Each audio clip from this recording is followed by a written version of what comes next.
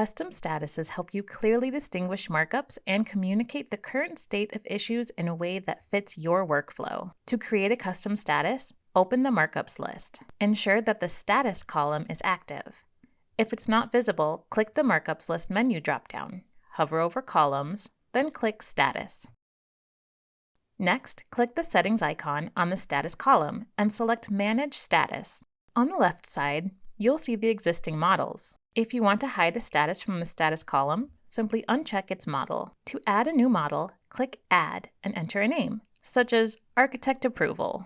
Click OK. Next, you can add different states to your model. Under the States field, click Add. The State Properties dialog will appear. Name your first state. For this example, we'll enter Completed. If you enter text in the text field, it will replace any text in the markup when this state is selected. You can also assign a color to each state, making it easy to identify on your drawing. For example, set the completed state to green so you can quickly spot finished issues. To create a rejected state, repeat these steps and assign it a red color.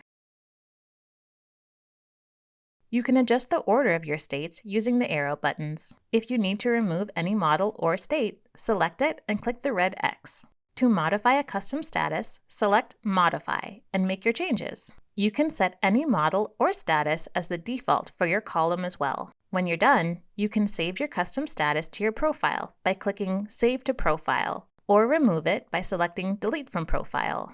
Click OK to finish.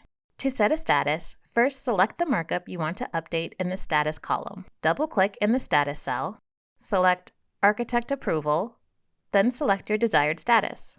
The markup will update, for example, turning green on the drawing so you can easily spot status changes at a glance. Revu also auto-assigns keyboard shortcuts to the first 9 statuses, making it faster to switch between them. For instance, pressing Shift-6 will change the markup status to Completed. As you assign new statuses, they will stack in the column, giving you clear visibility of each markup status history.